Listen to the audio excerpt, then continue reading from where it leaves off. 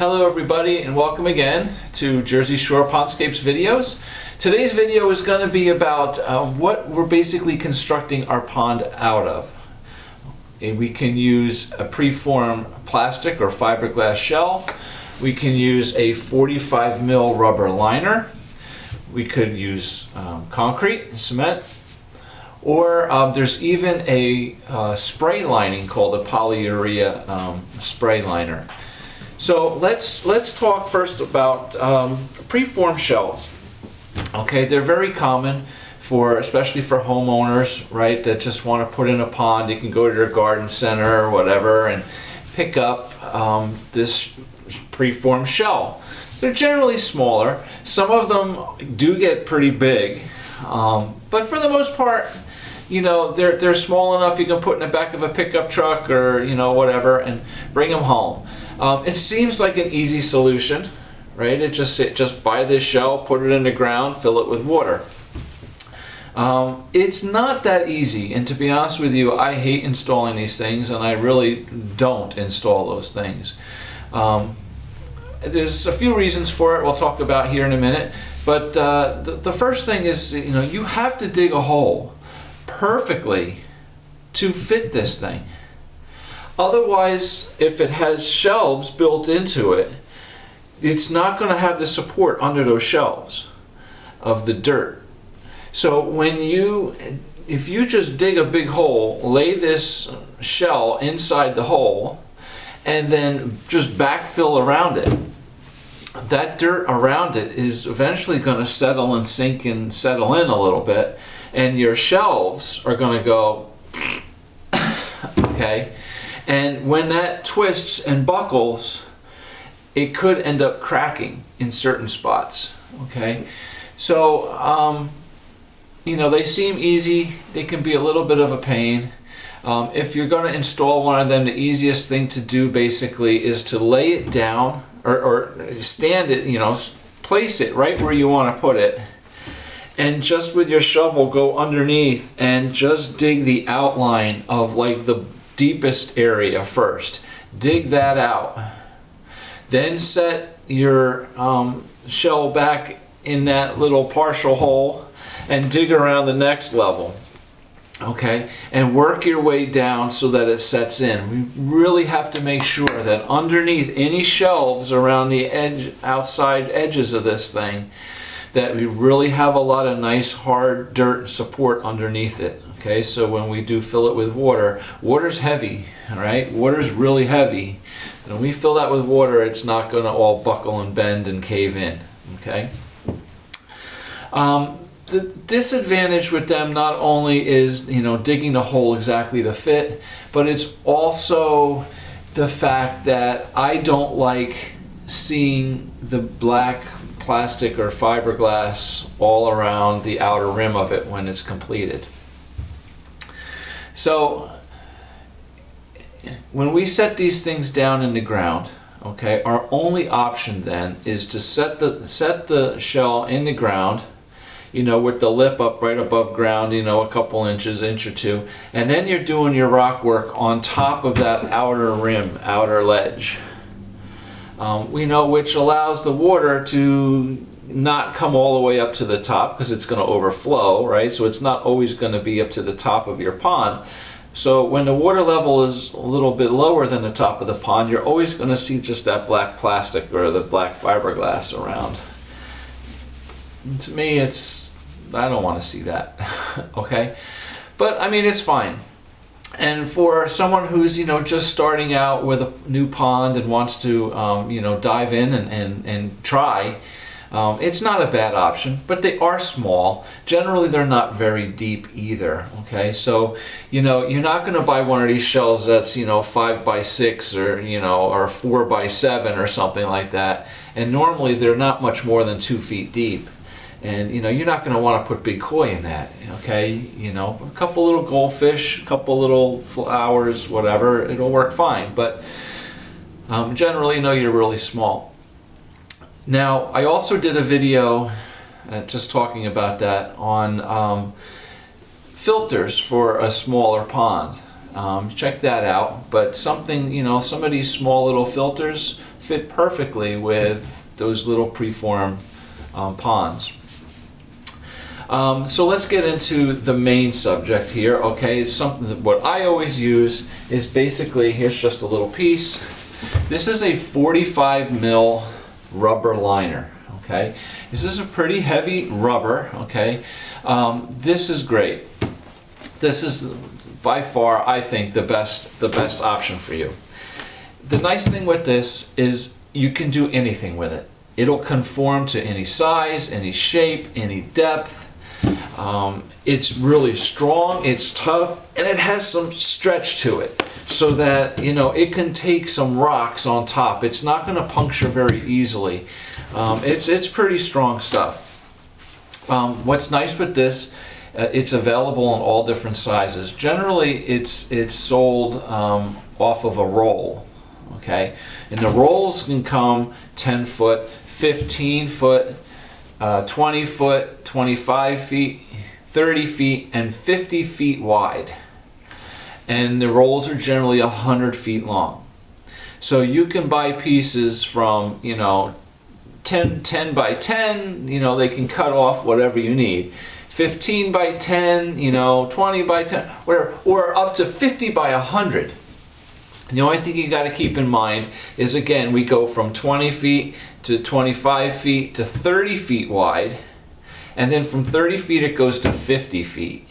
Okay, so, but it's not to say, you know, if you need a piece 40 feet by something, you can't cut off of, you know, you have a 30 by 40 or a 50 by 40 or a 20 by 40. Okay, so it's really great for that, and they can cut off. You know, it's sold by the linear foot. Okay, and it's cut whatever size you like. But what's really nice about this stuff, again, is that for me, I build a ledge all around the top perimeter of my pond that's 4 to 6 inches under the water level. And I can build my rock right up on that ledge. And this way, it appears that the rock is coming right up out of the water, and I never see this black liner at all. Okay, you just see rock coming up out of the water all around the pond. The other thing that I really like about this is when I do a rock ledge, and I'll talk more about this when we talk about, you know, constructing a pond in another video, but I do like a rock ledge around the pond. What I'm going to do is I'm going to bring my pond liner on the top up like this. So here's my water. Okay, my water's here. I'm going to build rock up from here on up. Okay, and rather than just laying that flat on the ground where mulch and dirt and whatever can just run in through my rock and go back to the pond, I'm going to build my rock on the shelf. I'm going to bring my liner up behind my rock. I'm going to back it with rock, and then we can cap it all off however, you know, with more stone or gravel or whatever all around. But what that does is, if this is my dirt level, okay, my liner's up here. I'm never going to have mulch or mud or dirt or gravel or anything from outside the pond washing in. We can really form a nice closed system on it, right? So all the rock in the pond is here, right? Rock outside the pond here, and then cap it all off, and your liner is not laying flat on the ground where everything can just wash right down into your pond. If you're building your pond into a hill, okay, we can use this liner and go right up the hill. Okay, so again, so no dirt, nothing is running into the pond. All right. So yeah, there's a lot of advantages with this stuff. You know, if we're building a waterfall on our pond, make sure we get a big enough piece of liner to fill up the hole, come out of the hole, and back your entire waterfall. Okay. If you have to use a separate piece for the waterfall and overlap it, you know, it's okay. But if we can use one entire piece to cover everything, seamless, beautiful. Okay. So this is a rubber liner, okay? So this is definitely what I would recommend the most. It's really easy to do. It fits to any size, shape, depth, whatever you want to do in your pond. Now keep in mind, you know, you're going to have a square liner and a round hole sometimes, right? So you're going to have some folds, you're going to have some creases. So, you know, you got to kind of play with it a little bit. When you get folds, you make them nice. You will see that at first, but as the pond ages a little bit and you start getting a nice little green coating all around your liner and it's all becoming naturalized, it all kind of disappears. It's still there, but it all kind of blends in and disappears. And you know, to be honest with you, you hardly notice. You know, people are going to come over, they're not looking at the pond liner, they're looking at your fish and your waterfall and your flowers and everything else, okay? But it doesn't look bad at all. So, okay, so let's leave that. The next form of construction could be concrete or gunite. Sometimes I've seen some masons, we're building a pond at somebody's house and they're like, yeah, you know, I can build a pond for you. And they build this whole thing out of concrete. It's all reinforced with wire and lath or whatever. And yeah, it's great. I mean, it'll probably last 50 years, you know. But just keep in mind that too much concrete in a pond, it can become toxic. I use concrete all the time on my waterfalls, on stream beds and all that, and I've never had a problem with any kind of water quality issue with it. You know, we wash it all down, you know, before, you know, we fill the pond up with water and put the fish in a whole bit. But I would be really nervous about building an entire pond out of the cement and then, putting your fish in. We could have problems with the pH, we can have chemicals leaching out of the cement. So if we do build a pond out of cement, what I would really recommend doing is there's a special coating. It's almost like a paint, but it's basically a liquid neoprene rubber. So I definitely would recommend to paint the entire pond, cement pond, with this liquid neoprene rubber coating. It seals it and it's 100% fish safe. Now there's different kinds of coatings.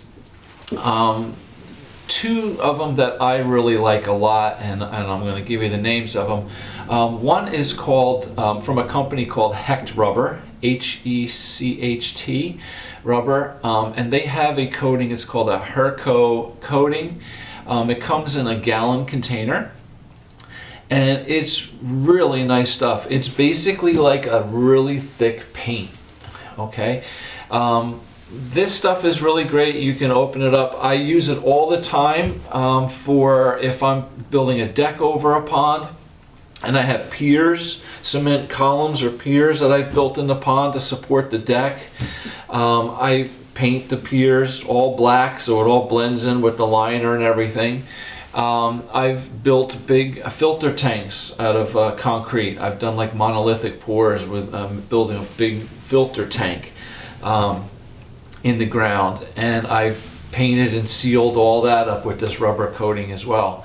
And the stuff is great, and you can put on multiple coats, you know, and it totally waterproofs the cement, it seals the cement, and it's 100% fish safe. So there's that product, and then there's another product called a CIM membrane, and that too comes in a gallon container or a 5-gallon container.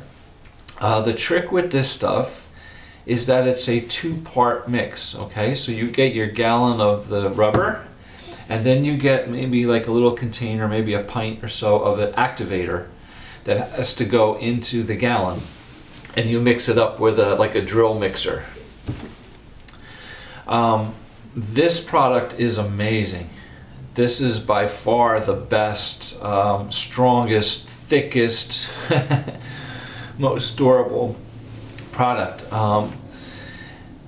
The problem with it is that when you put that activator in it, you have about 15 to 20 minutes to spread that material over the entire surface area that you want to cover before it starts to harden. and solidify, and then you can't move it. Okay.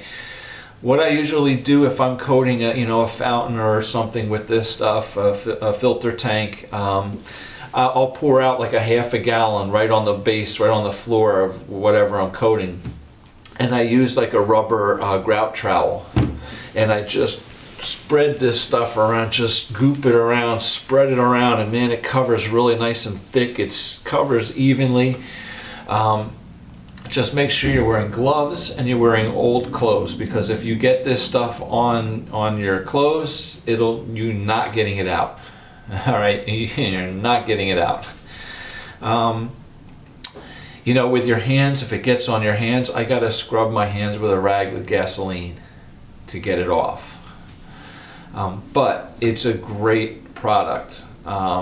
Really seals nice and thick and heavy and durable, and you can actually coat the cement with this stuff and then come back the next day or so, once it's dried and cured, and you can like push it, feel it, and you can feel that rubber coating, like, especially on the bottom, like where it kind of curves or comes to a corner and it's kind of built up and it's thick and heavy, and you can feel it's rubber. All right, so really nice stuff. Now, the key with this is, it's expensive. Both products are really expensive. For the Hecht rubber, you're probably looking somewhere, between $130 and $150 a gallon. And the CIM membrane is well over $200 a gallon. I bought some last year. I believe it was like $240, $235 or something a gallon. So just be aware of that. If you need to coat a whole pond, you're going to need a lot of that stuff, and you have to apply the CIM fast, right? So I have bought it in a 5-gallon container. It was on a big concrete surface that I was just able to dump out like 2 gallons at a time, and just spread it and spread it and spread it and spread it and spread it, and then keep going and cover. But generally I always buy it by the gallon, just because of that, because sometimes I can't spread 5 gallons of it fast enough before it starts hardening. But that's that. And then our last option is a polyurea spray coating. So this stuff is really neat. It's really pretty hard to come by. It's hard to find. It's something that I found on the internet. I've had heard of before. I did some research on it. I actually had a job a few years ago where this application would have been incredible, but it was just so expensive that it just wasn't feasible to do. So what this is basically, and there's companies that do this, that are certified with this stuff. It's a product that comes in 2 50-gallon drums. It's 2 different products that are mixed together. They come in 50-gallon drums. And obviously this is something that's professionally applied, okay? There's usually either a truck or a big trailer that has all these mixing pumps and computers that mix this product together.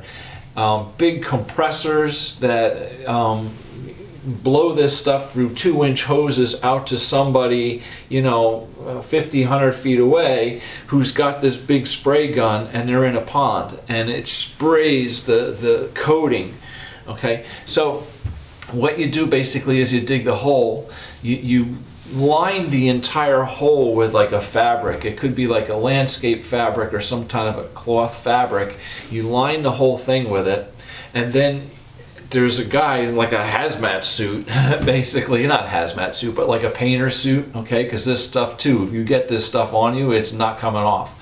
And he's got this big gun and the long hose back out to the truck, and they're spray this stuff on, and you can spray it on as thick as you want. You spray the whole pond.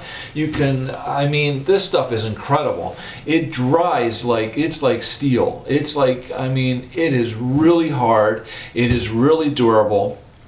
You can build a shelf with this thing and put a 3-ton boulder on it and it won't break. All right, I think I remember something like there's like a 75-year guarantee on it for cracking or breaking or whatever. Amazing stuff. So I was actually in contact with a company. I was interested in buying a setup and using this stuff, and being being able to apply this stuff in my jobs. But it was just a little outrageous.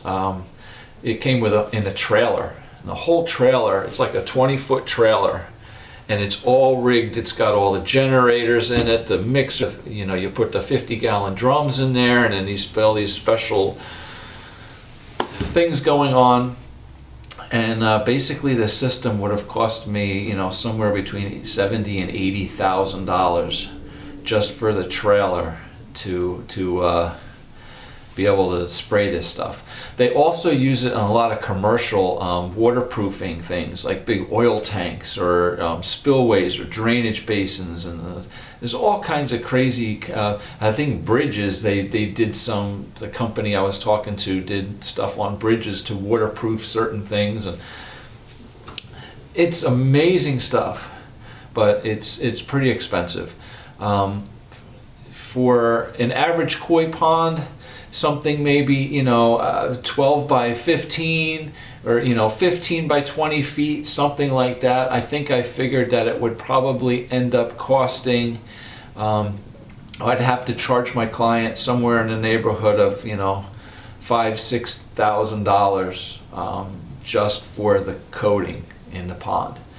But the thing is with it, it's just like the most durable, like leak proof, leak-free, last forever coating that I've come across.